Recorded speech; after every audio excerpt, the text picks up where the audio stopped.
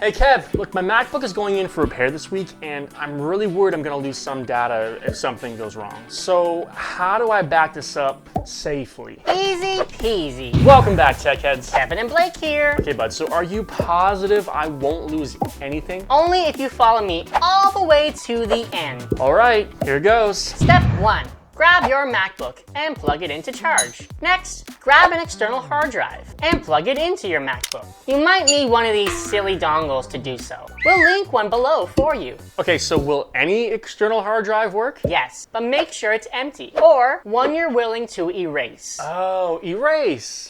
Not like that, Blake. Step 2. On your Mac, click on the Apple logo on the top left corner. Scroll down to System Preferences and open it. Once this window opens, look for Time Machine right here and click it. Time Machine? What the heck is this? Back to the future? No! Time Machine is Apple's backup system for MacBooks. If you keep your hard drive connected, Time Machine will schedule consistent backups for you as well. It keeps hourly backups for 24 hours, daily backups for the past month, and weekly backups for previous months. Okay, now I'm caught up. Step 3. In the Time Machine window, click on Select Disk. You should see your connected hard drive pop up. Select it and click Use Disk. Time Machine will now ask for permission to erase and format your hard drive. Click Erase and it will begin setting up your hard drive to be used. Okay, so what now? Do I manually start the backup or? There's 2 ways. If you click on Show Time Machine in menu bar, you'll have access to Time Machine at all times. If you click on the icon here, you can choose to back up now when your hard drive is connected. Otherwise, once Time Machine is done formatting your hard drive, it'll automatically start backing up your device. But while it backs up, you must check out this next tech-tastic video right here.